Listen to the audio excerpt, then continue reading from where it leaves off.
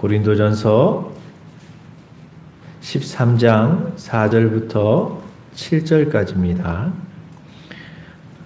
찾으신 줄 알고 교독하겠습니다. 사랑은 오래 참고 사랑은 온유하며 시기하지 아니하며 사랑은 자랑하지 아니하며 교만하지 아니하며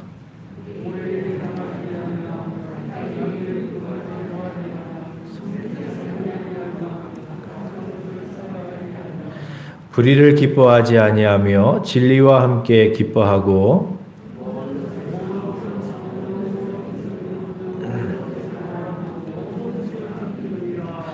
아멘. 할렐루야. 오늘도 말씀의 은혜가 저와 여러분들에게 있기를 간절히 축원합니다. 이렇게 사랑하십시오 라는 제목으로 말씀을 증거하겠습니다. 지난주에 우리가 제자인가를, 나는 제자인가를 반문해 보아야 한다라고 이렇게 말씀을 드렸습니다. 예수님은 우리가 제자라는 것이 어떻게 증명이 되어지느냐, 내가 제자라는 것이 어떻게 증명이 되어진다고 했습니까? 우리가 서로 사랑할 때 모든 사람들이 우리가 그리스도의 제자인 것을 알게 되어진다라고 이렇게 이야기를 하셨습니다. 다시 말하면 우리가 서로 사랑할 때 이것이 우리가 그리스도인인 것을 증명하게 되어진다라는 거죠. 사람들이 여러분들을 그리스도인이라고 어떻게 알아보겠습니까? 물론 나 교회 다녀요. 예수 믿어요. 그러면 사람들이 저 사람은 교회 다니는 사람이구나. 그리스도인이구나 라고 이렇게 생각하겠지만 진짜 저 사람이 예수 믿는 사람인가 라는 것을 무엇으로 판단하겠습니까? 입술로 내가 예수 믿는다고 해서 판단하는 것이 아니라 서로 사랑할 때 그때 우리가 그리스도의 제자인 것을 알게 되어진다라는 것입니다. 자, 그러면 우리가 이 사랑에 대한 이야기 지난주에 말씀을 드렸는데 그러면 우리가 어떻게 사랑을 해야 될까요? 사랑해야 된다라고 이렇게 얘기를 했는데 사랑이 우리로 하여금 그리스도의 제자가 되어진 것을 증명해 주는 것이라고 얘기했는데 어떻게 사랑을 해야 될까요?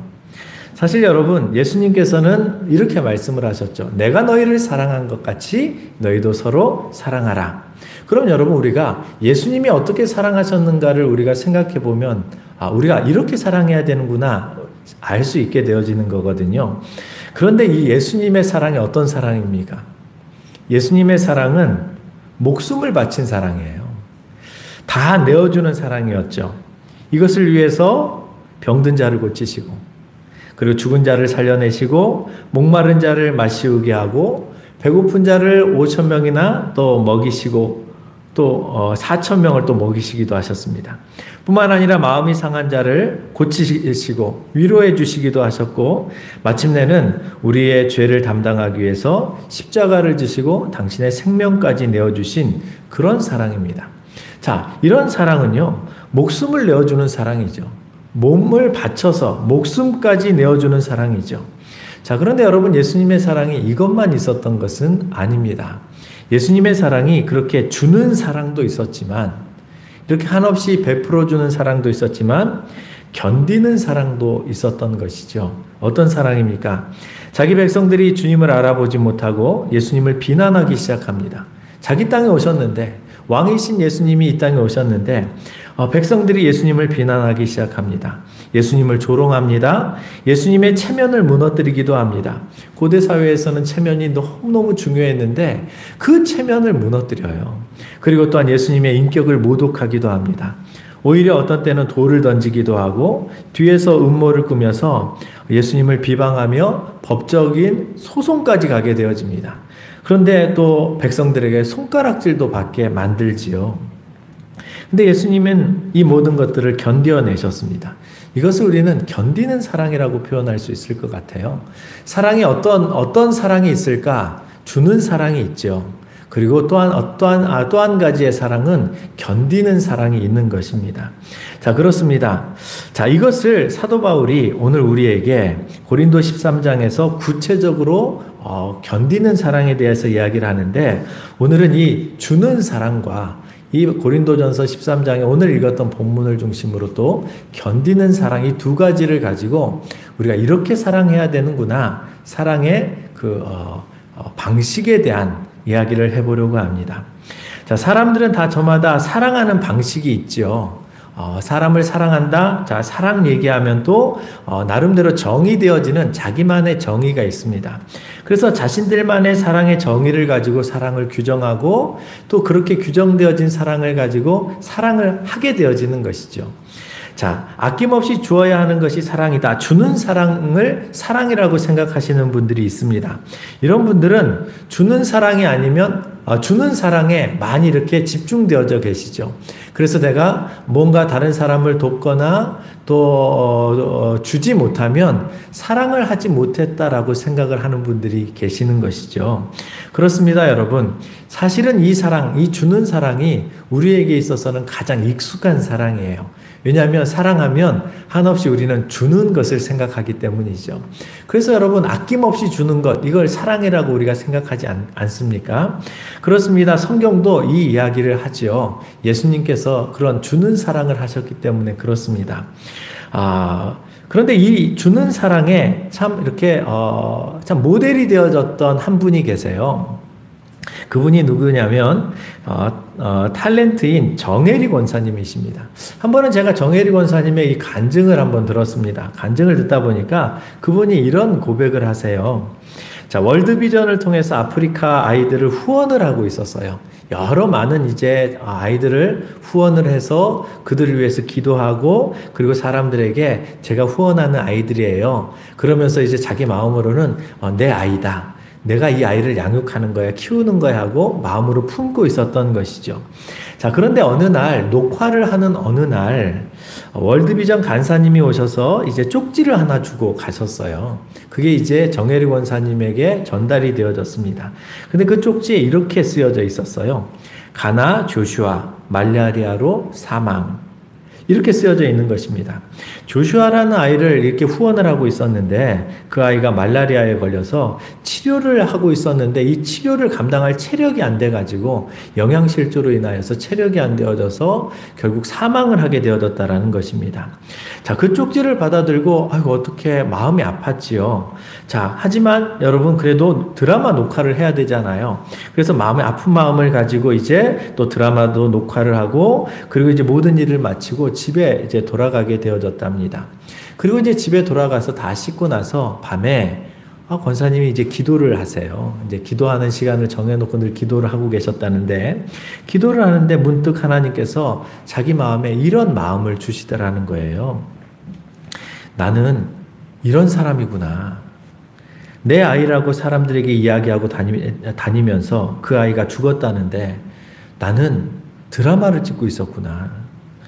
진정 내 아이가 죽었다면, 내 혈육이 죽었다면 나의 모든 일정을 다 내려놓고 슬픔에 잠겨 있었을 건데 내 딸이 병원에 입원했다는 말을 듣기만 했어도 나는 그날 하루 종일 일이 손에 잡히지 않아서 힘들어했을 텐데 나는 정말 사랑이 없는 사람이구나.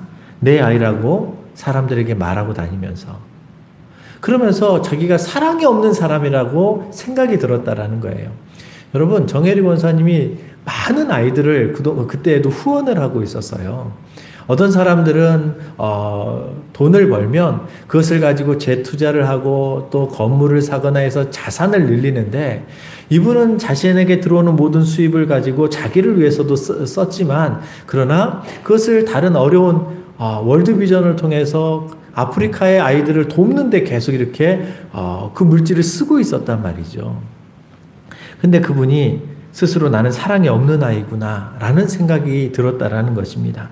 그러면서 하나님께 기도하면서 하나님, 저는 사랑이 없는 사람이군요. 저는 이것밖에 안 되는 사람이군요. 라고 이렇게 고백이 되어지더라는 거예요. 그런데 그날 기도하면서 하나님께서 더 큰 사랑을 할 수 있는 마음을 주시더라는 거예요. 그래, 내가 더 사랑해야지. 그런데 그 마음이 어떻게 결심이 되어졌냐면 그 다음날 월드비전에 전화를 합니다. 그래서 전화를 해서 내가 하나님 앞에 어제 기도하다가 하나님께서 내게 주신 마음이 있어서 내가 아프리카 아이들을 100명을 더 후원하겠습니다. 100명을 작정을 한 거예요. 그래서 이 월드비전에서 이제 만류를 했습니다. 아, 지금도 많이 하고 계시는데 100명씩이나 하면 너무 힘들지 않겠습니까? 만류했는데 본인이 하나님께 기도하다가 지금 내가 할 수 있는 사랑을 해야지. 자기가 할 수 있는 것은 자기가 지금 돈을 그래도 좀 그때 당시에 드라마를 찍고 있었기 때문에 생각보다 많은 재정이 들어왔다라는 거예요. 그래서 내가 이 100명을 내가 후원을 하면서 내가 지금 할 수 있는 것을 내가 나중에는 못할지도 모르니까 지금 할 수 있는 것을 못하게 하지 말아달라고. 그렇게 해가지고 월드비전에서 만류하던 그 100명을 또 이제 후원을 하게 되어졌습니다. 그가 그 후원을 하고 난 지 그 10여 년이 지났는데요. 여전히 그들을 후원하고 그 이상을 후원할 수 있도록 하나님께서 그 모든 것들을 다 채워주시더라는 거예요. 그러면서 그가 간증을 하면서 고백했던 게 뭐였냐면 나는 사랑이 없는 사람이었구나. 이런 고백을 했다라는 것이죠. 사실 여러분 그분이 사랑이 없습니까? 누가 봐도 우리는 그 정도 사랑도 못하는데 누가 봐도 주는 사랑을 풍성하게 하고 있는데도 불구하고 이렇게 주는 사랑에 마음이 감동되어지신 분들은 자신이 좀 더 많이 주지 못하는 것을 사랑하지 못하고 있다라고 생각을 하고 있더라는 것이죠. 그렇습니다, 여러분. 주는 사랑, 이런 사랑을 하는 사람들이 계세요. 그래서 저와 여러분들도 예수님처럼 이 정혜리 원사님처럼 주는 사랑 해 나갈 수 있기를 간절히 축원합니다. 이렇게 사랑을 해야 되는 것이죠. 그런데 오늘 본문에 등장하는 사랑은 주는 사랑이라기보다는 견디는 사랑입니다.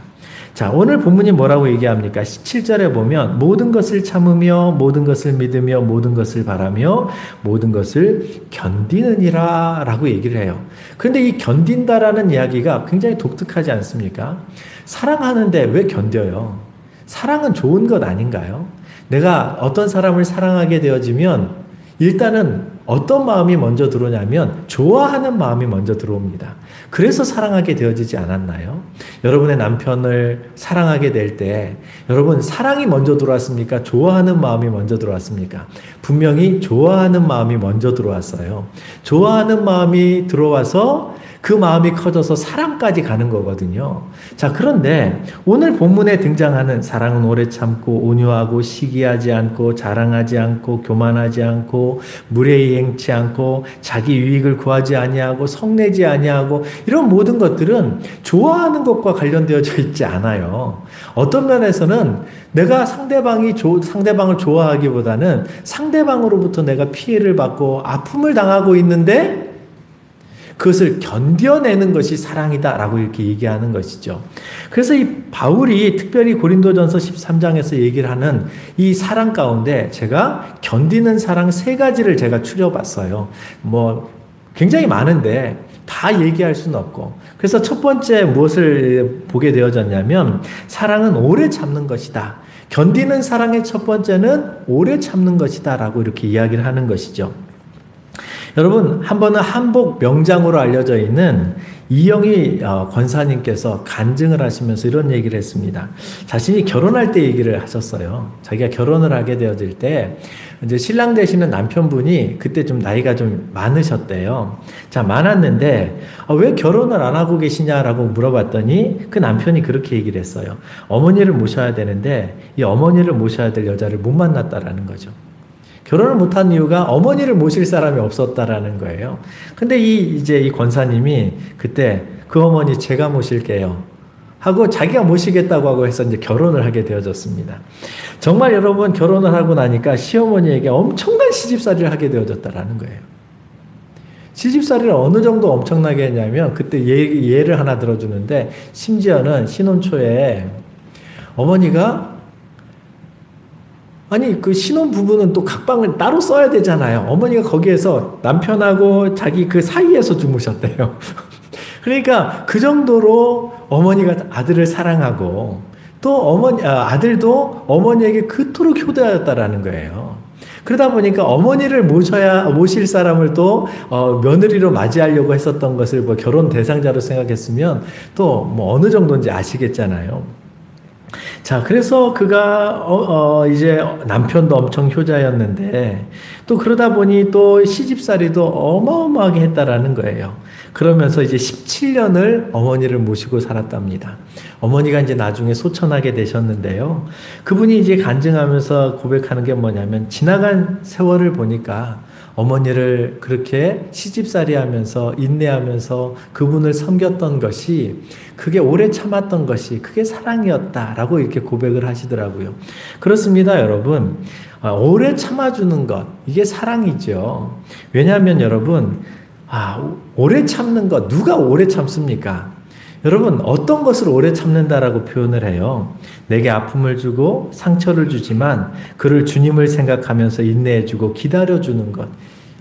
이것이 사랑인 거예요.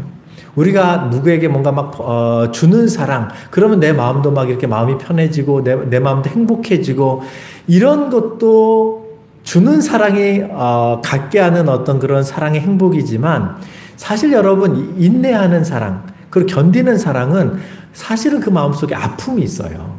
아픔이 있지만 그러나 그를 인내해 주는 것 그 자체가 사랑이더라는 거예요. 예수님께서도 그 사랑을 하신 것이죠. 아니 오히려 예수님께서는 한 걸음 더 나아가 원수를 사랑하라 라고 이렇게 말씀을 하십니다. 여러분 원수를 사랑하는 것이 사랑의 또 하나의 형식이라는 거예요. 그러니까 우리가 그리스도의 제자로서 사랑을 한다 하면 원수를 사랑할 수 있어야 되는 거죠. 근데 여러분 우리에게 원수가 누굴까요? 사실 여러분들이 여러분에게 원수가 있습니까? 그러면 저는 원수가 없는데요? 라고 생각할지 모르겠습니다. 근데 여러분 성경이 말하는 원수는 우리가 생각하는 것처럼 어떤 그런 특별한 어떤 의미의 뭐 북한이 우리의 원수다 뭐 이런 개념의 원수가 아니고요. 자신의 그 가문과 가정에 어려움을 준 사람을 원수라고 생각했어요. 그러니까 고대 사회에는 자신의 가문의 명예에 먹칠을 한 사람, 가문의 명예를 더럽힌 그리고 힘들게 했었던 우리 아버지를 또 모독한 사람, 이런 사람들을 원수라고 생각했단 말이죠. 자, 그러니 여러분 이런 사람들, 그런 사람들을 참아주고 용납해주고 그를 위해서 오히려 축복해주는 것이 사랑이다라고 예수님께서는 말씀을 하시는 것이죠. 사실 여러분 초대교회 성도들은 그런 기준에 보면 원수들이 많았어요. 어떤 의미의 원수입니까? 자, 초대교회 신앙생활을 하는데 예수를 믿었어요. 그러면 그리스도인들을 핍박하는 사람들이 많았습니다. 예수를 믿는다고 옆에 있는 사람이 고발을 해버려요. 유대인들 가운데 저 집 갑자기 이제 예수를 믿기 시작하더라고 하고 유대 공동체에 고발을 합니다. 산헤드린 공회에 고발을 합니다. 그럼 여러분 유대인들이 그 집안을 거래를 하지 않아요. 그 집안하고 상종을 하지 않아요. 고대 사회에는요 가정에서 가장이 경제 활동을 해야 되잖아요. 그래서 집안이 거의 대부분 아버지가 목수면 아들들도 다 목수 일을 합니다. 왜냐하면 저 집안은 목수 일을 잘하니까 어떤 그런 물건이 필요하면 당연히 그 집 가가지고 주문을 해요. 그래서 돈을 주거나 아니면 물물 교환을 하거나 그래서 그 집안이 또한 그것을 어떤 돈을 벌어서 그거 가지고 먹고 살아야 되는 거거든요. 그런데 예수 믿다고 하니까 공동체에서 그 집안하고 거래를 하지 않아요. 갑자기 어제까지만 해도 막 친하게 지냈던 그래서 물건을 이렇게 사주었던 분들이 오늘부터 예수 믿는다며 그러면서 이제 물건을 사주질 않아요. 아무리 멋진 그런 의자를 만들어놔도 아무리 멋진 어떤 탁자를 만들어놔도 그전에는 쉽게 사갔는데 거래를 해줬는데 거래를 하지 않아요. 갑자기 경제적으로 어려움을 당하기 시작합니다. 이것만 있는 게 아니에요. 예수 믿는다고 이제는 돌을 던지기 시작해요. 비난을 하기 시작해요. 핍박을 하기도 시작합니다.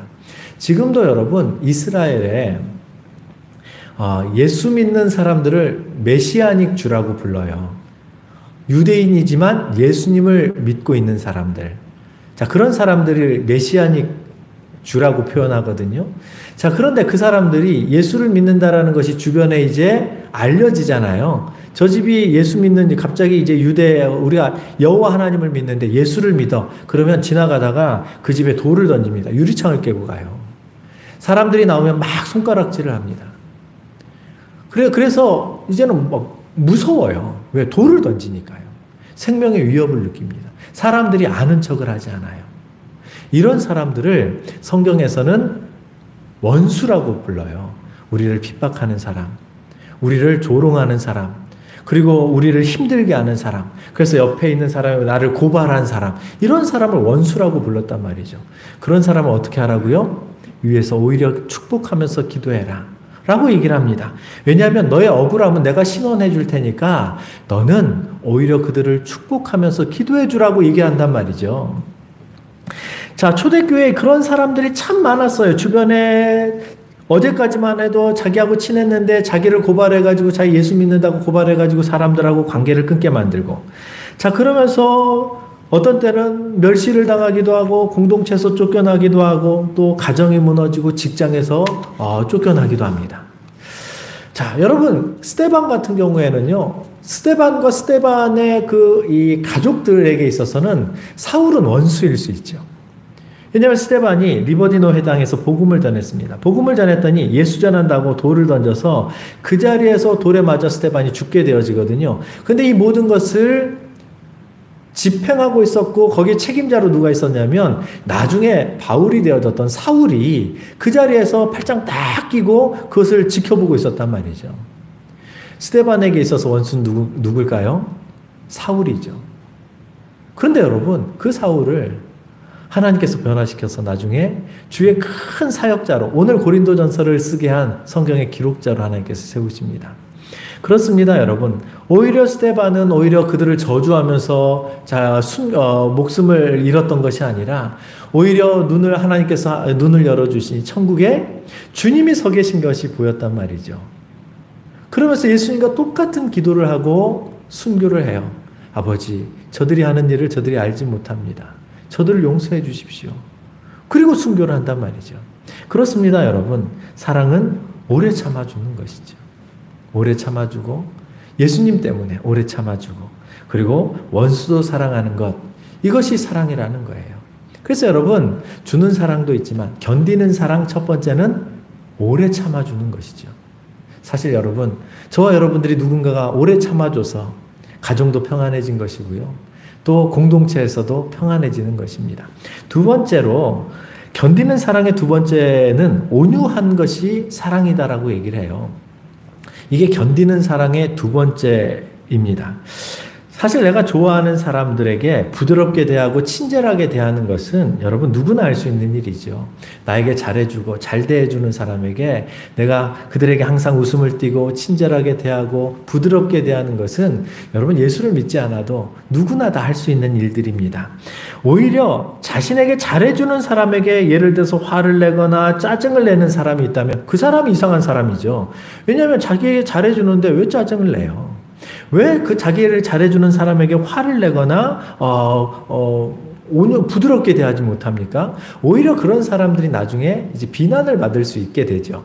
그런데 여러분, 내가 온유해진다라는 것은 나를 힘들게 하는 사람에게도 내가 친절하게 대하고 부드럽게 대한다라는 거예요. 사랑은 나를 힘들게 하는 사람에게도 부드럽게 대하는 것입니다. 친절하게 대하는 것이라는 것이죠. 그래서 여러분, 이렇게 부드럽고 친절하게 대할 때 상대방하고 맞서 싸우지 않기 때문에 공동체가 깨어지지 않는 것이죠. 그렇습니다, 여러분. 우리가 온유한 사랑을 해야 되는 것이죠. 이 온유한 사랑은 견디는 사랑이에요. 나를 힘들게 하는 사랑. 간혹 이제 이전 시대에 우리 부모님 세대에 우리 아버지들이 조금 이제 좀 가치관이 좀 이렇게 강하셨잖아요. 그래서 아내와 자녀들에게 좀 함부로 하시는 경우들이 있었단 말이죠. 그때 어머니들이 참 그거 많이 인내하시면서 그럼에도 불구하고 늘 한결같은 마음으로 남편을 섬기던 분들이 계십니다. 그 온유함 때문에 그 가정이 지켜졌던 거거든요. 그게 사랑입니다. 내가 뭔가를 줘서 사랑이 아니고 그분을 온유하게 대했던 것, 그분을 오래 참아주었던 것, 그리고 그분을 친절하게 대했던 것, 이게 사랑이었다라는 것이죠. 그리고 여러분, 세 번째로 사랑은 교만하지 않고 성내지 않는다라고 이렇게 이야기를 합니다. 자, 견디는 사랑. 왜 사랑을 얘기하면서 교만을 얘기했을까요? 교만하지 않고 성내지 않는 것이 사랑이라고 얘기하는 것인데, 여러분, 교만하다라는 말은 내가 절대적으로 옳다고 생각하는 사람이 교만한 사람이죠. 그래서 나는 맞고 너는 틀리고, 이게 바닥에 전제로 깔려 있는 거예요. 아니에요, 저는 그렇게 생각하지 않아요 라고 얘기를 하는데도 불구하고 바닥에 자기 가치관에 그게 깔려 있는 거죠. 나는 항상 옳고 너는 항상 그르다라는 생각, 너는 아직 뭘 몰라, 이렇게 하기 때문에 상대방에게 뭔가를 포기하지 않아요. 자신의 생각을 포기하지 않고, 왜요? 내 생각이 옳기 때문에 포기하지 않는 것이죠. 그리고 자신이 실수하거나 틀릴 것에 대한 생각은 절대 하지 않습니다. 나는 절대 틀리지 않아. 여러분, 겸손한 사람은 나도 실수할 수 있어, 나도 틀릴 수 있어, 이런 생각을 가지고 있으면요, 상대방에게 막 이렇게 교만하게 행동하지 않습니다. 나도 실수할 수 있기 때문에 상대방이 실수하면 그래, 그럴 수 있지, 물론 저게 잘못된 것이지만 사람은 누구나 실수할 수 있는 거야 라고 생각하면서 오히려 그를 위해서 기도해 주게 되죠, 겸손한 사람들은요. 그런데 절대 나는 틀리지 않는다라고 그 전제가 깔려 있는 사람, 나중에 보면 그 사람도 그런 것들이 막 드러나는데, 바닥에 그런 게 깔려있는 사람들은 교만하기 때문에 상대방이 실수하는 것을 절대 용납하지 않습니다. 절대 그런 것을 용납하지 않죠. 왜? 나는 절대 틀리지 않으니까요. 자, 그런 생각을 가지고 있으면 상대방을 용납하기가 어렵습니다. 용납을 못 해주니까 상대방의 실수나 틀린 것을 보면 책망을 하고 자비가 없죠. 그리고 징계를 합니다. 자, 대신 자기 자신에게는 굉장히 자비롭습니다. 왜냐하면 나는 항상 옳으니까, 나는 항상 맞으니까. 그래서 혹시라도 내가 실수라도 하게 되어지면 그게 이제 속으로 인정이 되어져. 이건 내가 좀 실수했네. 그러면 그럴 만한 이유가 있다라고 생각해요. 내가 그럴 만한 이유가 있으니까 내가 실수를 한 것이지, 원래는 내가 실수할 게 아니었는데. 자, 그렇습니다. 그렇게 자기 자신에 대하여서 그렇게 강한 생각을 가지고 있다 보니까 상대방에 대해서 긍휼히 여기는 마음이 없는 것이죠. 그러다가 여러분, 상대방에게 어떻게 드러납니까? 화를 내는 것으로 드러나요. 상대방이 실수하거나 틀린 것이 보여지면 가차없이 책망을 하고 징계하고 그 반응으로 화를 내고 성을 내게 되어지는 것이죠. 여러분, 화를 내지 않는다라는 것은 상대방에게 분노를 바라지 않는다라는 것을 의미하잖아요. 근데 언제 분노가 일어나요? 상대방이 내게 상처를 줄 때, 나는 맞는데 상대방이 자꾸 자기가 맞다고 얘기하니까. 그리고 내가 생각하는 것이 옳은데 상대방이 자꾸 나를 틀렸다고 얘기하니까 자꾸 상처가 되어지는 거예요. 왜? 나는 맞는데. 자, 그렇습니다, 여러분. 그때 그를 향하여서 분노가 나고 또 그때 화가 나는데, 이런 여러분 분노를 내지 아니하고 오히려 그를 위해 참아주고 기도해주면, 그러니까 여러분, 교만한 사람들은 이게 어려운 거예요.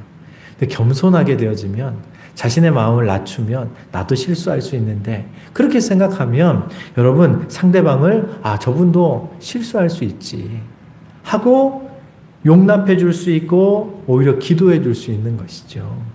자, 어떤 면에서 또 성을 내지 않는 것은 자신을 보호하는 것이기도 합니다.